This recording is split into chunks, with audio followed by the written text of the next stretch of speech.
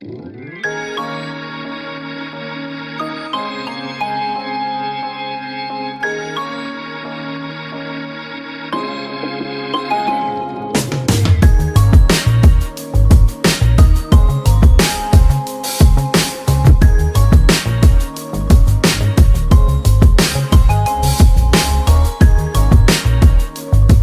everyone, and thank you for joining us for another episode of Elevate Hope, where we're all about lifting the level of hope in the lives of others. And hey, would you do this? Would you please subscribe to our YouTube channel and then as well share it with somebody, because we'd love for you to inspire, encourage somebody, and just lift the level of hope in somebody's life. So thank you so much. I hope you enjoy. I know you're going to enjoy today's episode because I got a great friend. Dave Campbell is with me today, and we've known each other for a couple of years now. And I remember meeting you for the first time, and we just had some great conversation just kicking off. And I learned that, number one, you're a musician. You're an off-the-charts drummer. And I just love, you. I mean, just listening to you during our Sunday morning worship services. Yes. It's just, man, I love just getting into where you're leading with us with drums and everything. So that's awesome. Thank you. The other thing is that you're an artist. When we began talking, you shared with me that you had produced a comic book. You were the illustrator of it in collaboration with with a friend, and then also you're a writer as well. And so, man, and then even more than that, probably your biggest achievement is that you're a great husband and Thank a great dad. And so I know that your family, they love you dearly.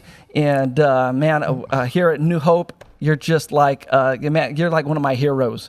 And so tell us, man, I would share a little bit about your family so everybody kind of gets to know your background with all that. Okay, yeah. So my wife is Camille, who some of you have probably seen at church. She's been working a lot of Sundays here recently.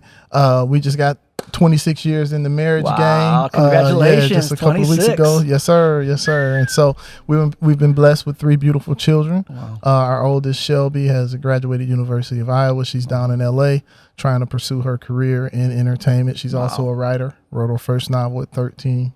And our son Shane is at Central Michigan University. He's looking to graduate here in December, sports management. So nice. He's back there. And our youngest child is a freshman, just completed her freshman year. That's Sloan at University of Michigan. But she was here in Gilroy because of COVID. You know how it is. Yeah. But so the kids are doing well. Very proud of them. We've truly been blessed, man. Yeah, definitely blessed. Yeah. Well, you know, looking back, I remember when we were first talking and getting to know each other, you shared that you wrote a comic book.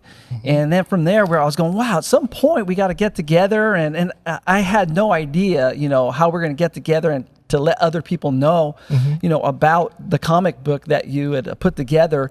And it's amazing. It's when I went through it, and from the main character and learning the struggles he had as a young man, and the friends, the influences that were around him, and then got himself into some hot water by the accident of getting in.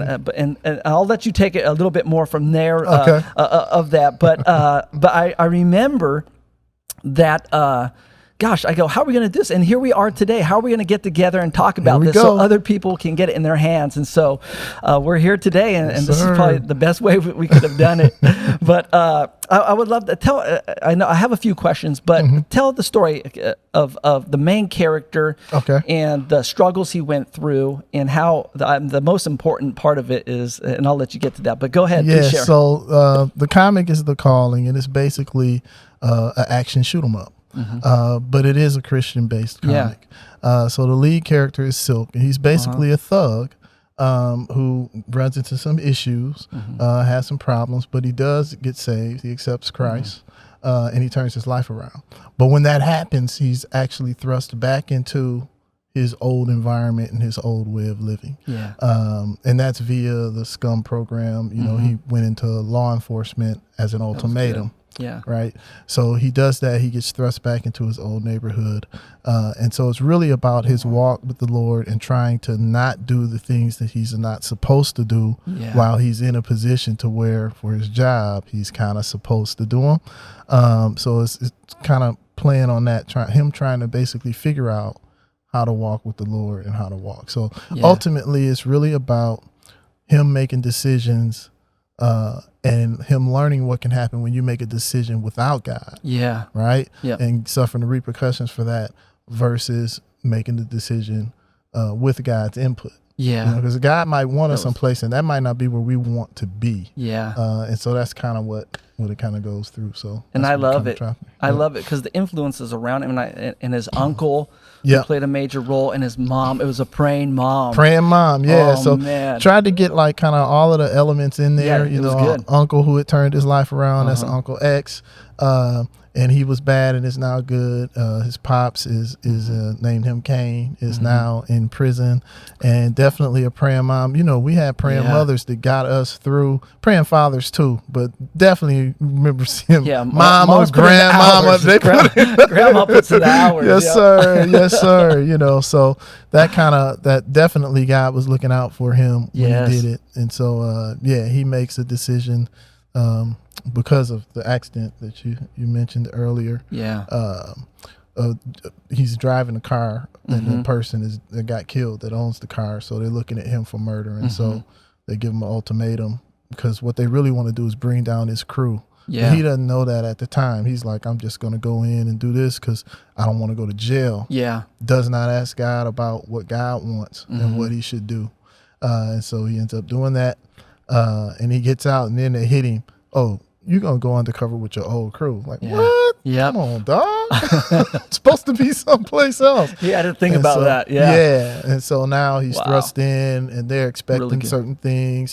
His girlfriend, Zoe, is expecting him to be a certain way, and he's not. And so, he's trying to find his way. Well, it's so well put together, and once you jump into it, you just keep going and going and going. You can't stop. So we'll talk a little bit more of how people can get that. But hey, I would really love to hear about how you began a love for comics and how you began a love for drawing and all that, because I know I can't draw at all. I'm good at some stick figures, but I mean, I'm looking at your illustrations. I'm looking at the life that's in your characters and all those things.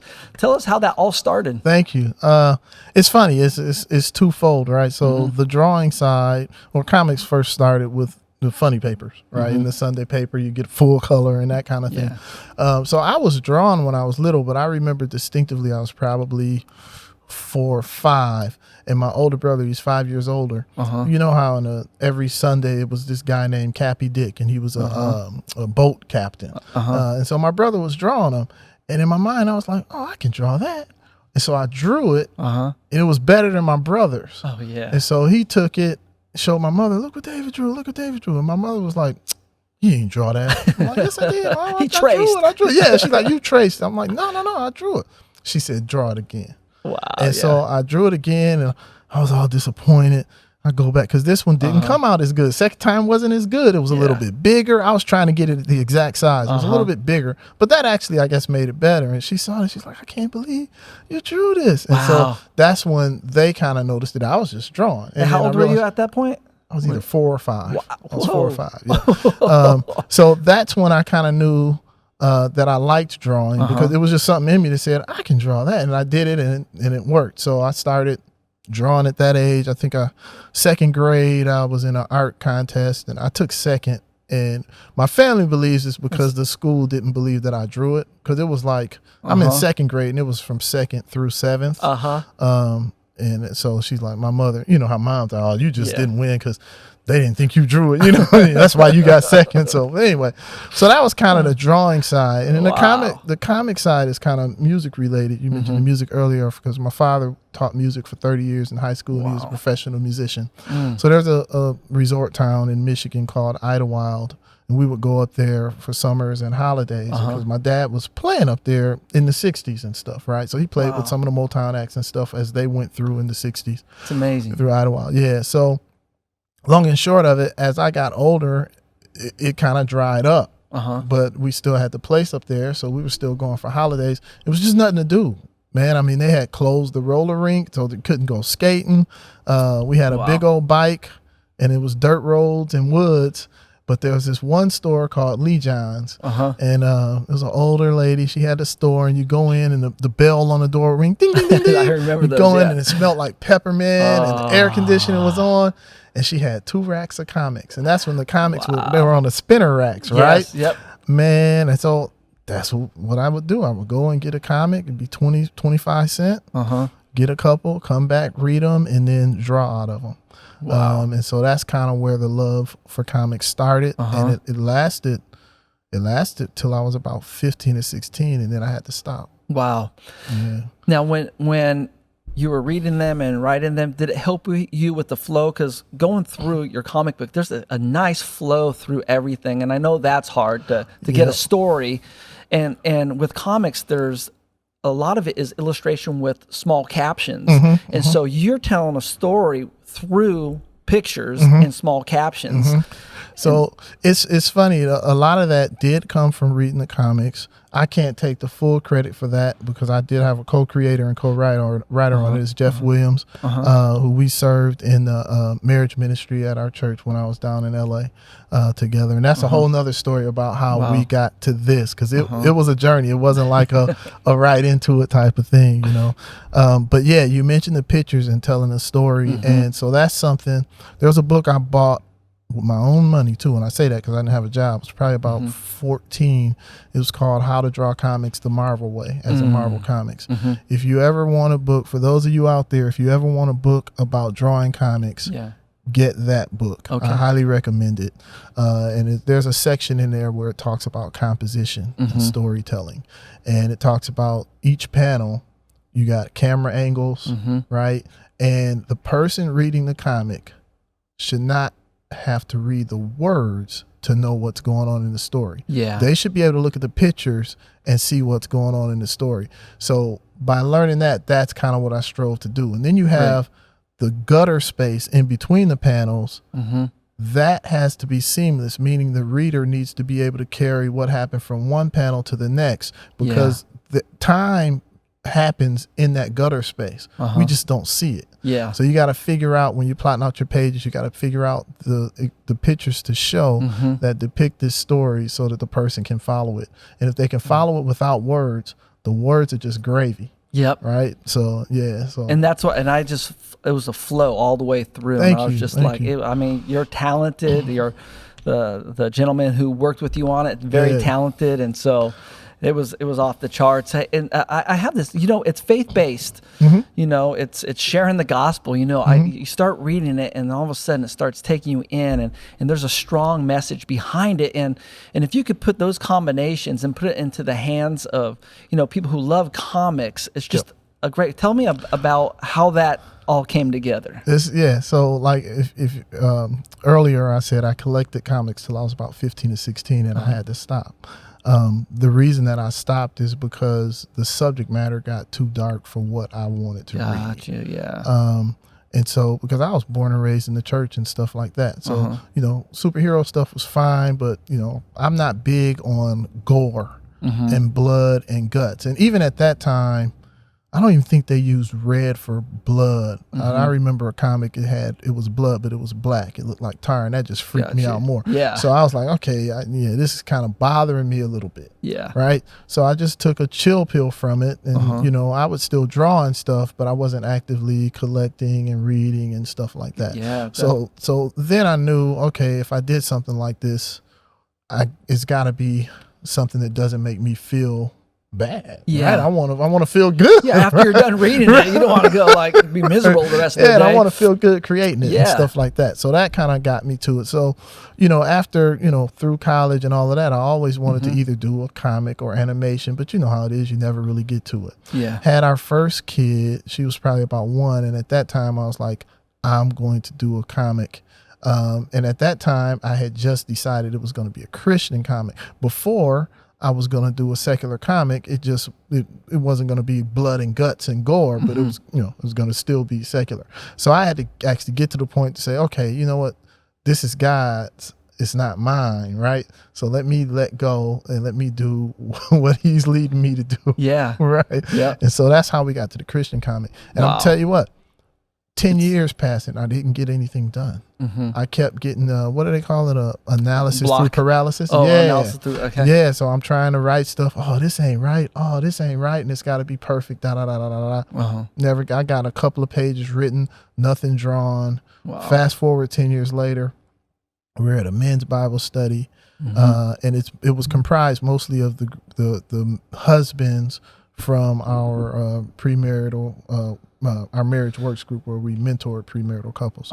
So we were in there and we were just going around, you sharing. Yeah. And I was like, yeah, man, I want to do a comic.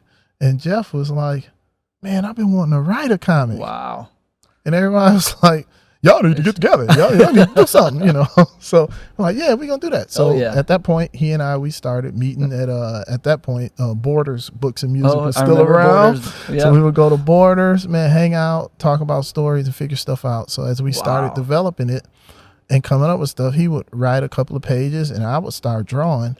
We didn't even know where the story was going, but it was important for us to get started and to keep it moving. And just refine it as you're going. And I didn't want to get paralyzed again. And something that helped me with that, The Watchmen, it's a TV show now, but it was a famous comic back then before it was a movie or a TV show. And I was reading about how the dudes who did it, and the writer wrote it as he went, and the dude was drawing it as he went. So they didn't have a story from the beginning to the end. And that was what we kind of needed to hear to know that it's okay to do it this way. Yeah. Right? Because we're like, we don't know where it's going, but we're doing something. And that's what we did, man. And then 7.5 years later, we got the book out. Wow. Wow. And I love it. And it's a very clear description of what it means to come to Christ and to leave your old life behind and all those and things are old and behold, all things are new. You did a great job within that, telling that story of the gospel in someone's life. Thank you for that. That was, those were decisions that we had to make, right? Do we want it to be a Christian comic or do we want it to be a spiritual comic? Yeah. Or just faith-based, right? Okay, so now we said we want it to be a Christian comic. Yeah. Okay, how far are we going to go? Are we going to say Jesus Christ in the name of Jesus Christ? Or are we just going to say, oh, Christian, or you know what I'm saying? Yes, Because it's different levels to it. Correct. And so for this effort, we decided, we don't want it to be any question. Yeah. Right? And there wasn't. So we're going So we're going all the way there. We have scriptures at the end of each chapter, just to kind of tie it all together and say, kind of this is kind of what God says about it, right? So, yeah. So wow.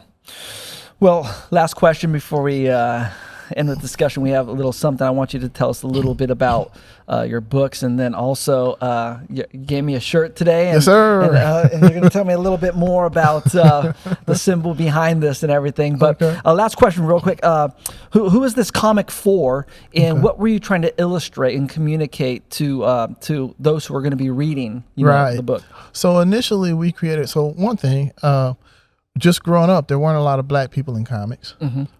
So I knew that I wanted to create something that if you're African American, black, whatever term is that you want to use, you're more comfortable with, that, they would look and say, hey, that's me. Because I didn't have a lot of that. We had the Falcon and the Black Panther, but he wore a mask. Yeah. And then Black Goliath came out, and then Black Lightning, always got black in the front.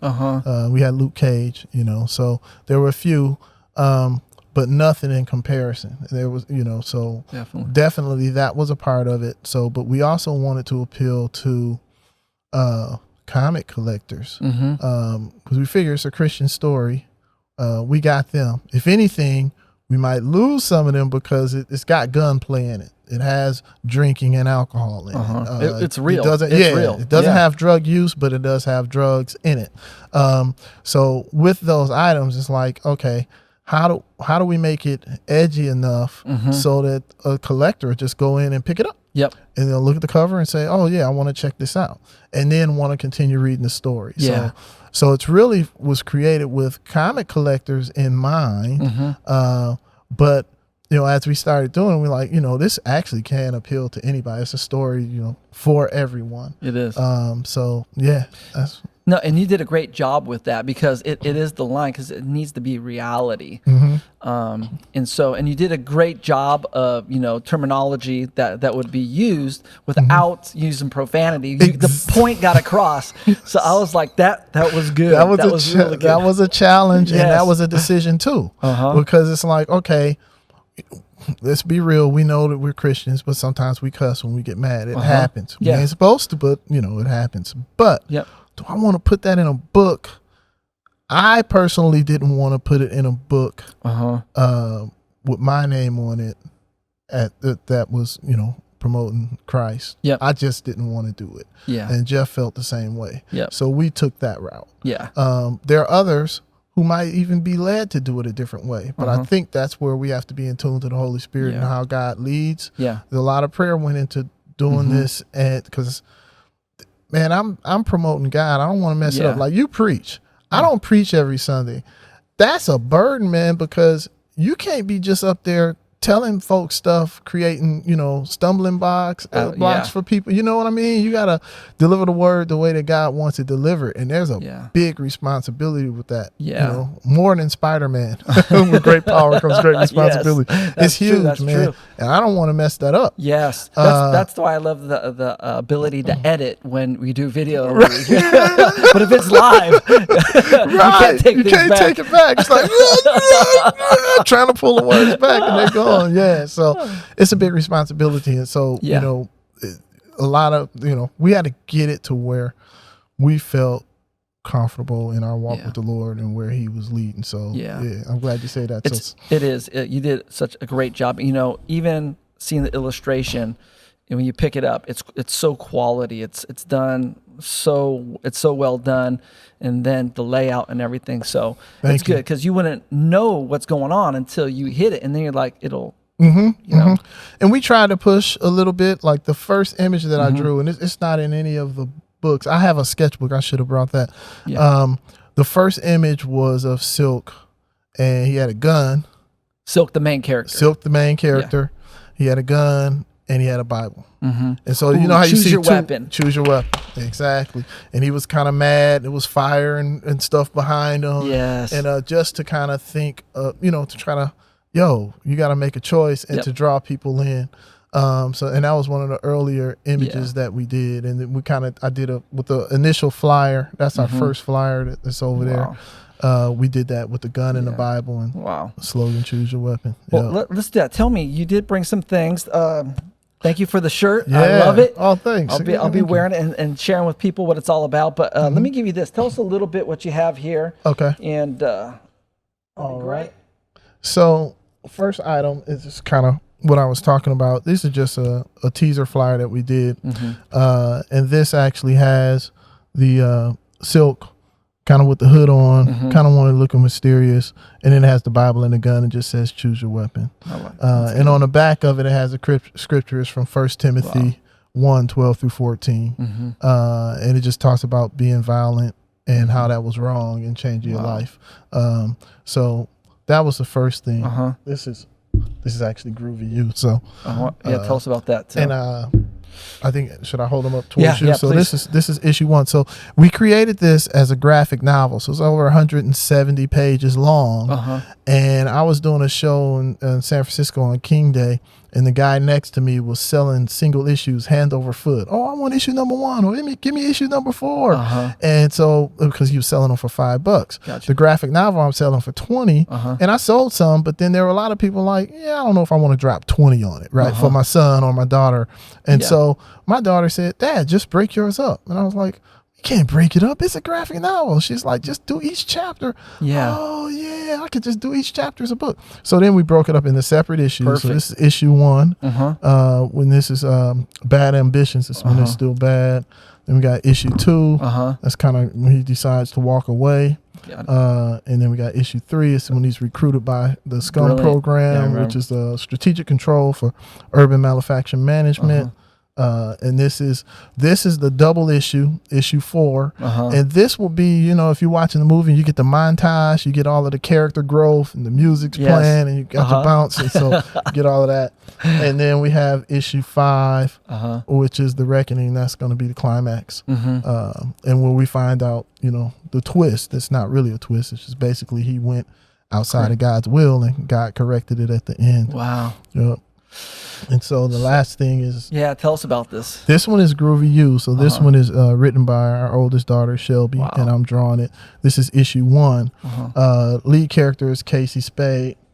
This is the flyer here. Yes. And Groovy U is it's Grovingston University. It's basically a party school, i.e. Groovy U. But she is a college student who's an assassin. So she had one of those murder suicides with her parents and her true parents, and then she went to live with her siblings' dad, because her dad shot her mom, and then they didn't treat her well, so she ran away, ended up on the streets, and the Order of the Black Hood took her in and raised her to be an assassin. And then she goes to college, waiting for her first assignment at Groovy U, and then she sees this other group on campus called The Way, and they're talking about Christ, and eventually she questions her Order of the Black Hood and comes over to Christ. So this is issue 1.